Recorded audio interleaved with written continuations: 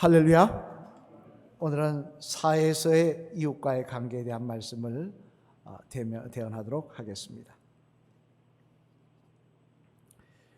백의의 천사라고 불리는 영국 출신의 간호사였던 플로렌스 나이팅게일을 잘 아실 것입니다. 우리 한번 사진 볼까요? 이렇게 생겼습니다. 조금 무섭게 생겼죠, 눈꼬리가. 그죠? 그녀는 정말 헌신적인 간호사였을 뿐만 아니라 특히 러시아와 유럽과의 전쟁이었던 크림 전쟁에서는 간호사로 전쟁에 참전하여 그 당시에는 무시되었던 철저한 위생 관리의 문제와 야전 병원의 원활한 역할 감당의 그 모델을 만들어냄을 통하여 환자의 사망률을 42%에서 2%로 떨어뜨리는 일을 이뤄낸 사람이기도 하다는 것입니다. 그 당시는요, 전쟁이 일어나면 부상이 생자가 생기면 부상자 중에 42%가 죽었다는 거예요. 100명이 다치면 42명이 죽었다는 거예요. 그런데 이 나이팅게일이 위생관리하는 문제, 또 야전병원이 원활하게 운영되는 문제를 개선함을 통하여 42%를 2%로 떨어뜨리는 일을 해놨다는 것입니다. 참 대단한 사람이죠. 하지만 재미난 사실은 이런 나이팅게일 당시 영국에서 간호사는 지금 우리들이 생각하는 간호사가 아니었다는 것입니다. 그리고 작업 환경도 지금과는 비교할 수 없을 정도로 비참하기 이를 데가 없어서 지금으로 치면 가장 험한 직종을 뭐라 그럽니까? 3D라고 그러지 않습니까? 마찬가지로 그 당시 3D 업종이 되어서 가장 험하고 더러운 직업으로 무시되었던 직업이 바로 간호사였다는 것입니다. 그래서 그 당시 부유한 가정에서 자란 나이팅게일이 간호사가 되겠다고 했을 때 가족들은 마치 내가 식모가 되겠다고 말한 것 같은 반응을 보였다라고 나이팅게일이 훗날 말했을 정도로 그렇게 반응을 그렇게 무시하였다는 것입니다. 그런데 그럼에도 불구하고 나이팅게일이 자원하여 간호사가 되겠다고 결단을 하고 또 평생을 간호사로 어려운 환경 속에서 사명을 감당하며 산 것은 자신을 하나님의 자녀로 삼아주신 하나님의 은혜에 감사하여 자신도 하나님의 뜻을 위하여 헌신하겠다는 결단과 소명의식이 그녀에게 있었기 때문이라고 말을 하고 있습니다. 그래서 그녀의 그런 이름이 세상에 알려지고 난 뒤 어떻게 이렇게 살 수 있었습니까? 라고 묻는 기자의 질문에 이렇게 대답을 하였다는 것입니다. 비결은 하나뿐입니다. 주님께서 나에게 베풀어 주신 사랑을 생각하며 그분의 뜻에 나를 맡기고 사는 것입니다. 하나님의 은혜에 감사하여 그분의 뜻에 나를 맡기고 살았기에 이렇게 살 수 있었다라고 대답을 하더라는 것입니다. 여러분, 이처럼 하나님께로부터 놀라운 사랑과 은혜를 아무 값없이 받은 줄 아는 성도는 당연히 자신을 하나님께 산 제물로 드리려는 모습, 즉 헌신하는 모습이 있기 마련입니다.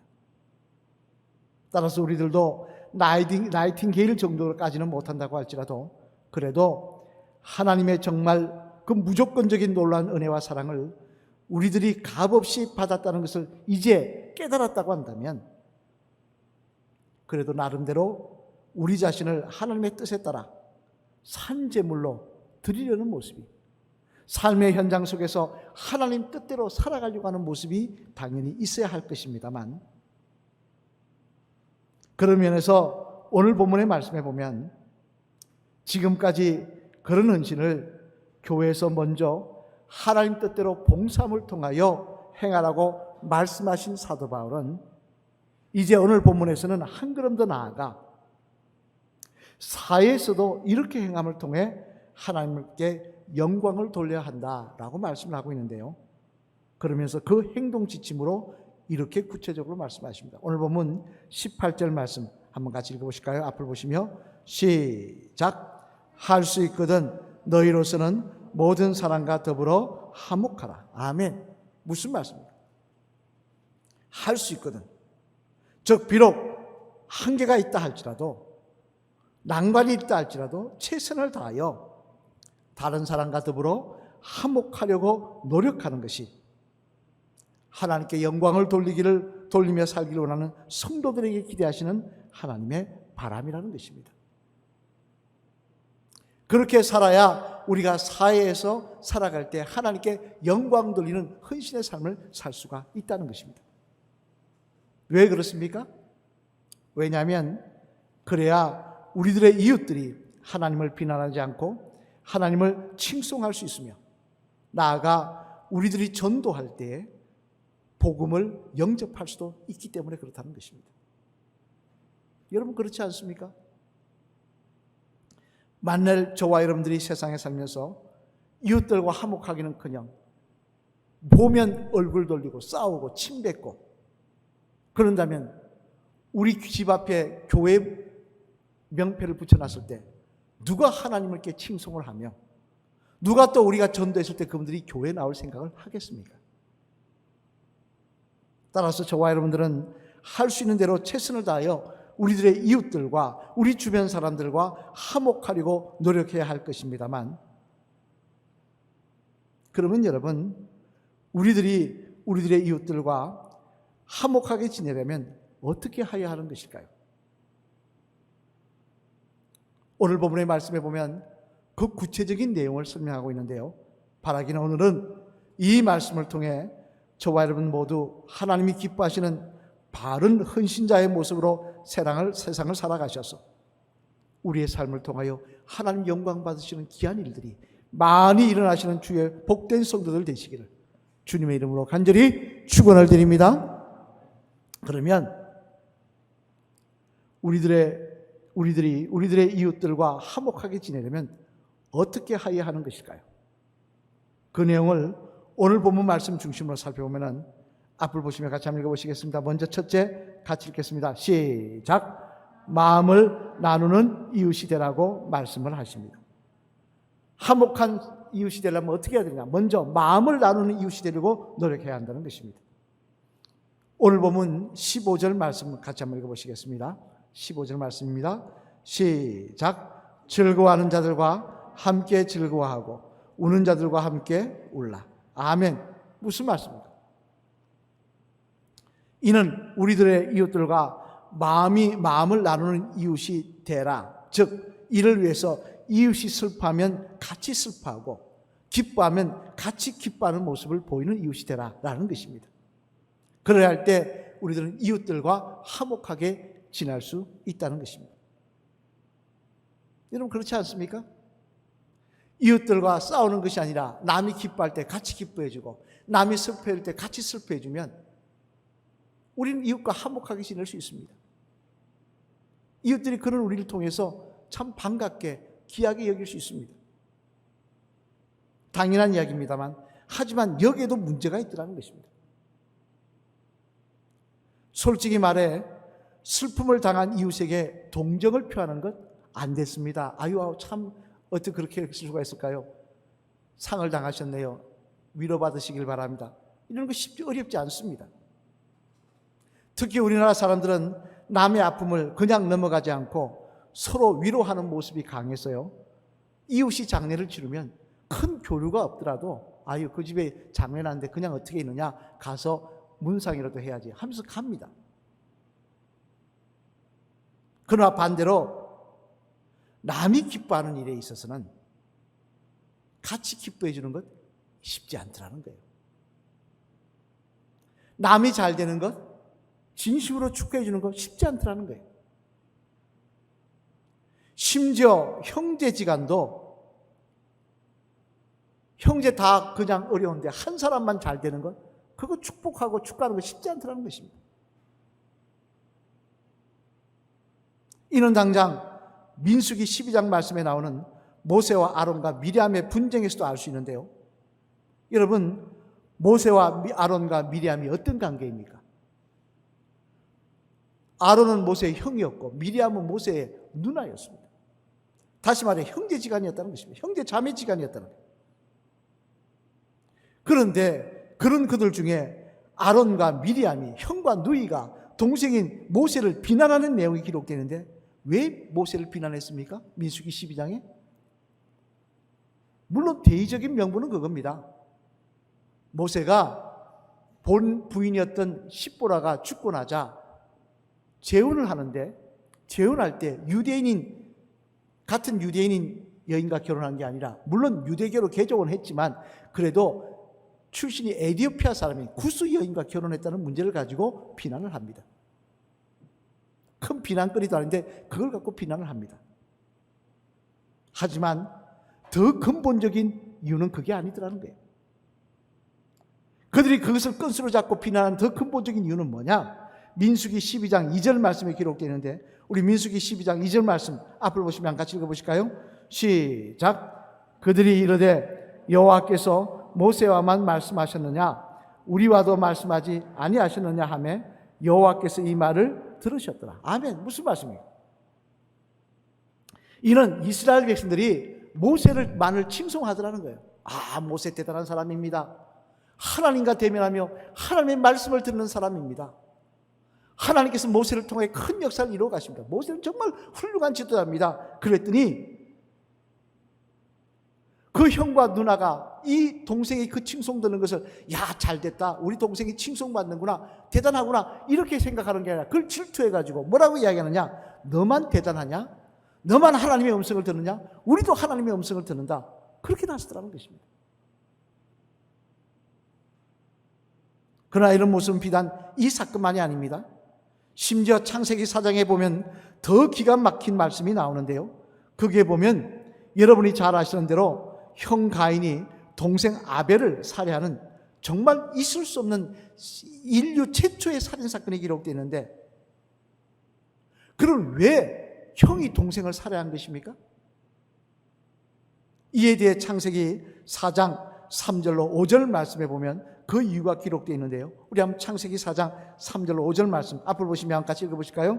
시작. 세월이 지난 후에 가인은 땅의 소산으로 제물을 삼아 여호와께 드렸고, 아벨은 자기도 양의 첫 새끼와 그 기름으로 드렸더니 여호와께서 아벨과 그의 제물은 받으셨으나 가인과 그의 제물은 받지 아니하신지라.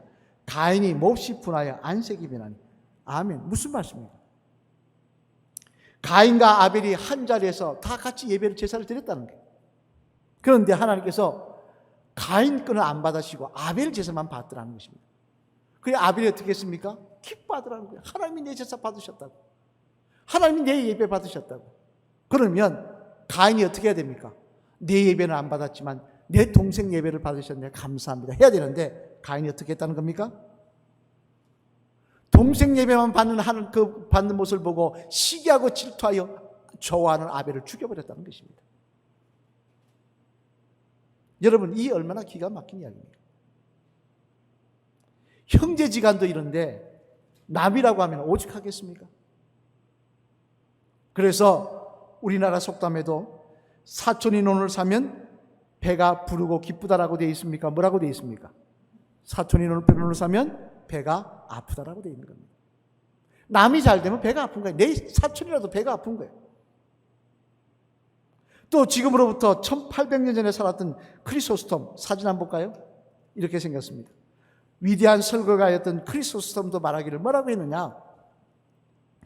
우는 자와 함께 우는 것은 웃는 자와 함께 웃는 것보다 쉽습니다. 우리가 웃는 자와 함께 웃기 위해서는 우는 자와 함께 우는 것보다 훨씬 더 고매한 인격이 필요로 합니다 라고 했던 것입니다. 우는 자와 같이 우는 거 쉽다는 이야기예요. 그러나 웃는 자와 같이 웃어주는 거 쉽지 않다는 이야기입니다.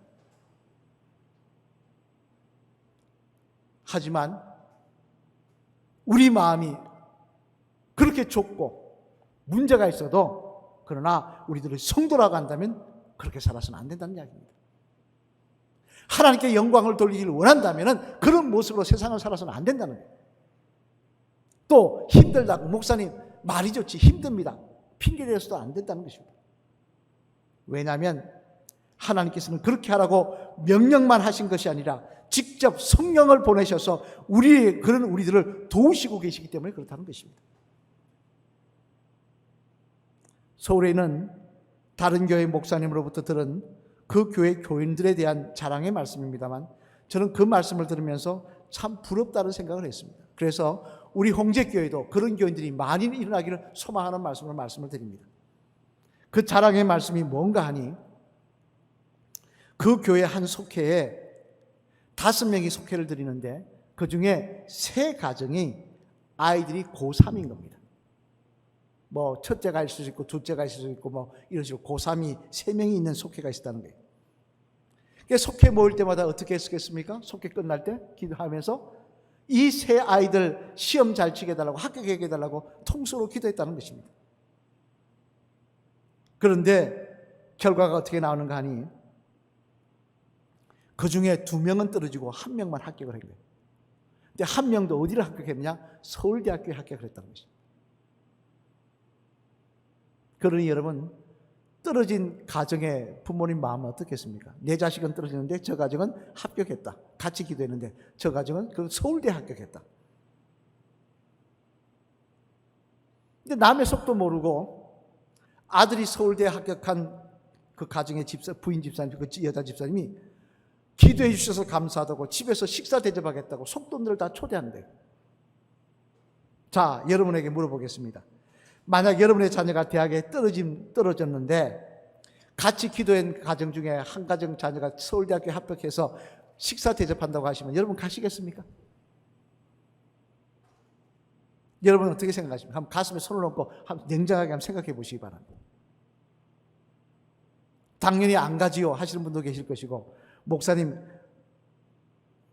가야 되는데 가서 음식 먹으면 소화가 안 될 것 같아요, 그래서 못 가겠습니다 하시는 분도 계실 거예요.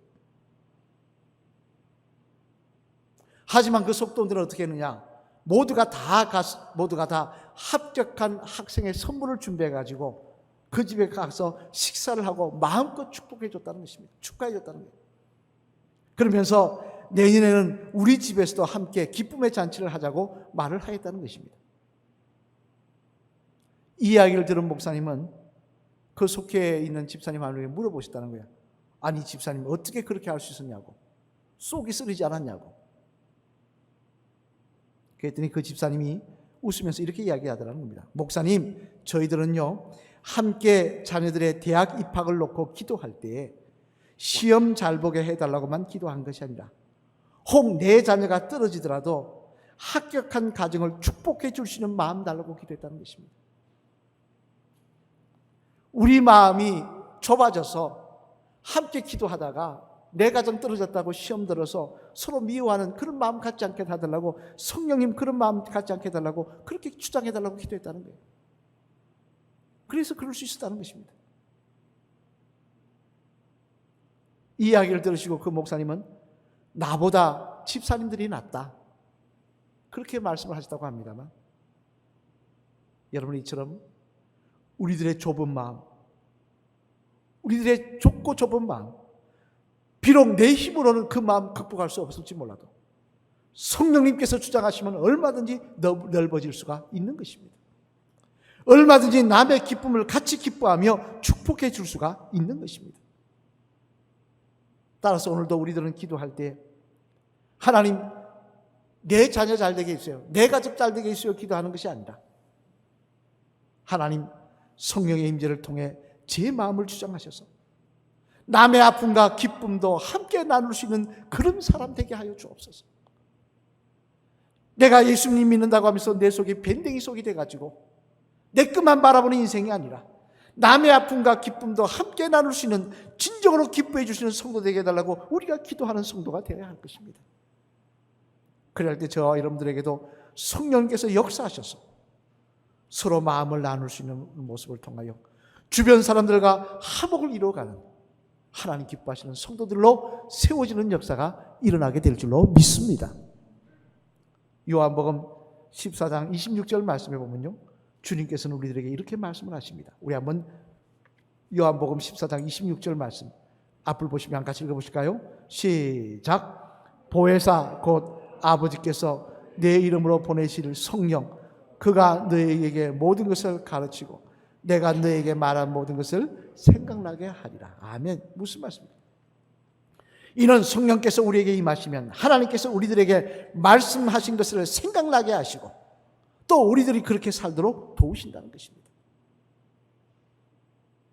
여러분, 우리가 이웃들의 아픔을 같이 아파할 줄 알고 이웃들의 기쁨을 같이 진심으로 축복해 줄 수 있다고 한다면 이웃들과 왜 화목하지 못하겠습니까? 왜 우리가 서로 비난하며 싸우며 시기하며 질투하며 미워하겠습니까? 성령 충만하면 나는 할 수 없지만 성령님 도우시면 가능한 것입니다. 바라기는 성령 충만을 통하여 이웃이 슬퍼하면 같이 슬퍼하고 기뻐하면 같이 기뻐할 수 있는 성도가 되셔서 이를 통해 이웃들과 화목함을 만들어감으로 말미암아 정말 하나님 영광 받으시는 많은 일들이 저와 여러분의 삶을 통하여 일어나는 복된 주의 성도들 되시기를 주님의 이름으로 간절히 축원을 드립니다.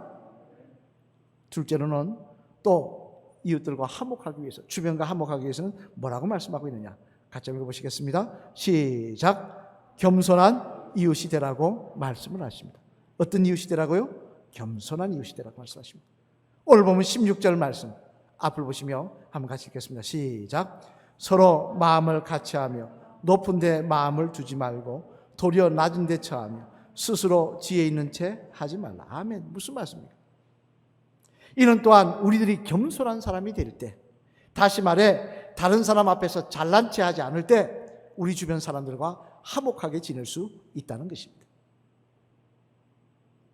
오래전에 있었던 교회에서 있었던 일입니다만 지금은 돌아가셨으니까 말씀을 드립니다.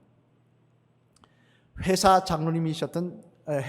사장님이셨던 장로님이 계셨어요.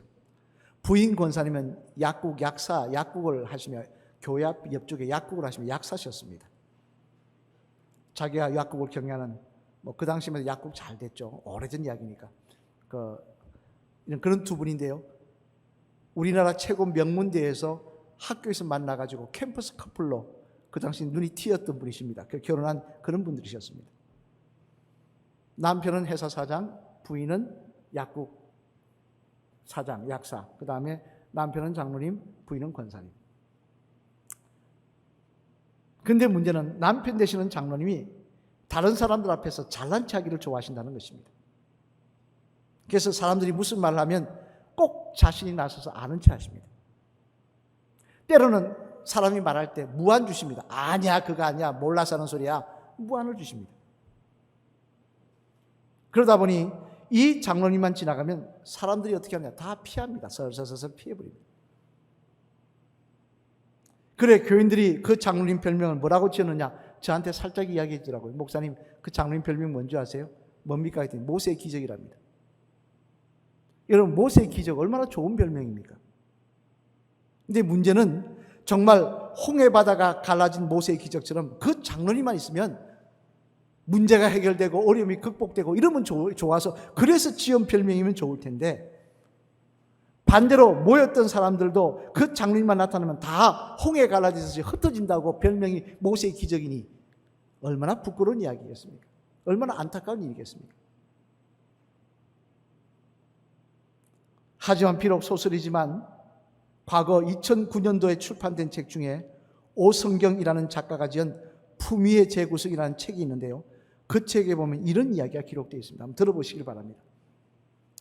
어떤 강도가 은행을 털러 들어왔는데요. 금고가 어디 있는지도 모르고 뭐가 어딘지 모르고 어설프게 강도짓 하다가 붙잡혔다는 거예요. 붙잡은 경찰도 그 강도를 보니까 기가 막힙니다. 강도짓 하는 사람들 이렇게 잡아봤지만 이렇게 어설픈 강도가 없는 거예요. 그래서 붙잡아놓고 이야기했다는 겁니다. 이 사람아, 철없이 어쩌자고 여길 들어와서 이렇게 어설프게 강도짓 하다가 잡혔냐? 내가 경찰 생활하면서 너같이 어설픈 강도 처음 본다. 그랬다는 것입니다. 그러자 그 강도가 뭐라고 이야기하느냐? 사실은요, 제가 이 은행을 털려고 했던 것이 아닙니다. 원래 털려고 했던 그 은행은 이 길 건너편에 있는 저 은행입니다. 미리 답사도 하고 어디에 뭐가 있고 다 알아봤다는 거예요. 그런데 왜 그 은행 안 털고 일로 왔느냐? 그랬더니 저 은행 털려고 답사 갈 때마다 그 앞에 서 있는 경비원이 얼마나 겸손하고 반갑게 인사하는지, 안녕하십니까? 어서 오십시오. 90도로 인사하고 자기는 이제 틀려고 탑사고 돌아가면 또 내가 가니까 문 앞까지 나와서 머리를 90도로 숙이며 안녕히 가십시오. 다시 오세요. 불편한 점 없으십니까? 이렇게 인사들 하는 거예요. 다음에 또 가도 그렇게 반갑고 겸손한 모습으로 자기 앞에 인사를 하더라는 거예요. 그게 어떤 마음이 드냐? 내가 이 은행 틀면 이 경비원한테 불이익이 갈 텐데, 그런 생각이 들어서 내가 차마 이 은행은 못 털겠다 생각이 들어서 은행은 털려고 작정을 하였고, 이 은행은 못 털겠다 싶어서 할 수 없이 건너편 은행에 와서 어설프게 털다가 잡혔다는 것입니다. 여러분, 이 강도는 왜 처음 계획했던 은행을 털지 못한 것입니까? 초본행의 경비원의 겸손한 모습이, 그 친절한 모습이 그의 마음을 감동시켰기 때문에 그런 것입니다. 여러분, 이처럼 사람이 겸손하면요, 다른 사람의 마음을 감동시킵니다. 사람이 겸손하면요, 다른 사람의 마음을 움직여서 다른 사람과 화목을 이끌어내는 법입니다.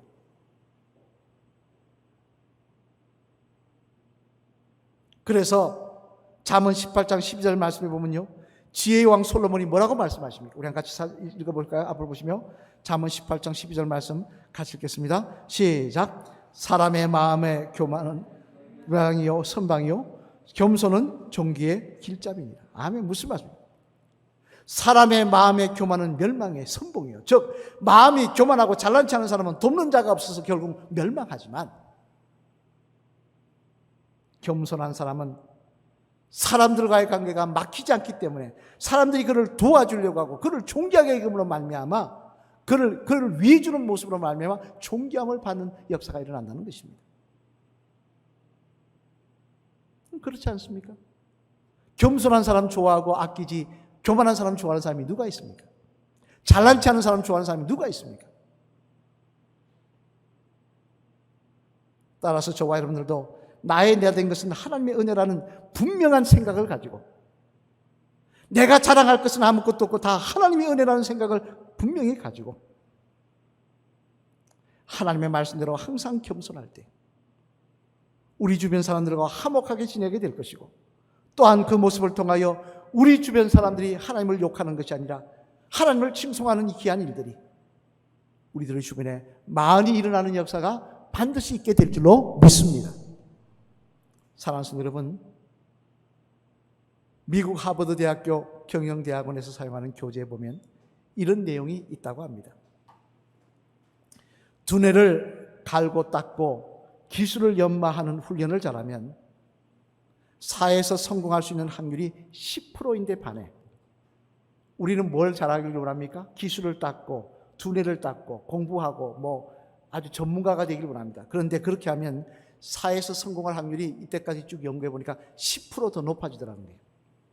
그런데 대인관계를 뛰어나게 잘하면 성공할 수 있는 확률이 85%가 높아진다는 거예요.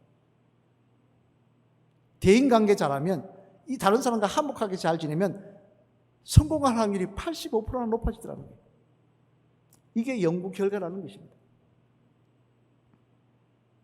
즉 인간관계를 화목하게 잘하면 사람이 똑똑한 것보다 성공할 확률이 높다는 것입니다만, 그래서 따라서 이왕이면 다른 사람과 화목하게 지내라는 것입니다만, 하지만 믿음의 성도에게 있어서 다른 사람들과 화목하게 지내는 것은 비단 이 이유만이 아닙니다.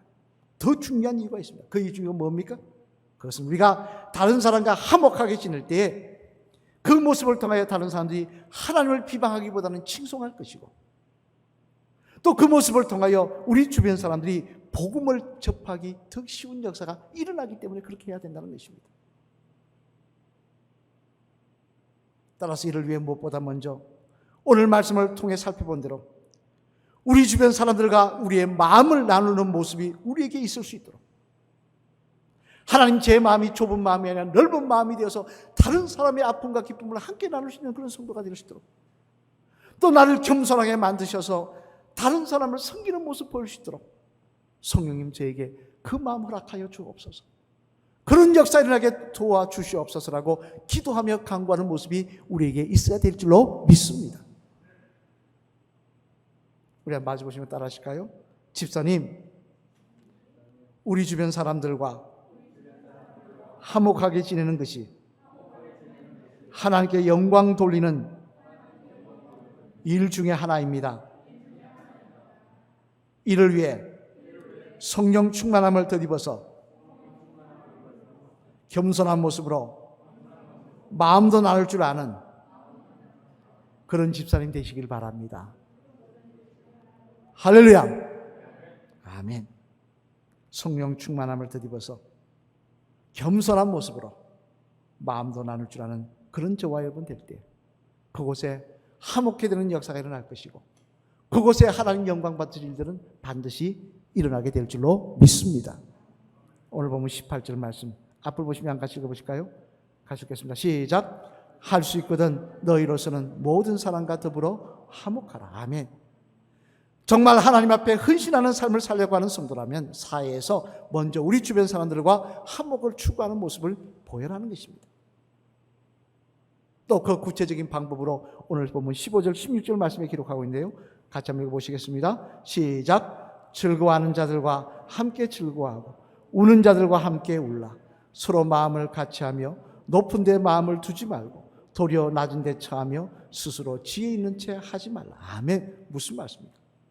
그처럼 화목을 이루기 위해서는 먼저 마음을 나누는 모습과 겸손한 모습을 사모하며 성령의 도우심을 구하는 모습도 있어야 된다는 것입니다. 그래야 할 때 우리를 통하여 하나님 영광 받으실 일들이 일어날 것이라는 것입니다.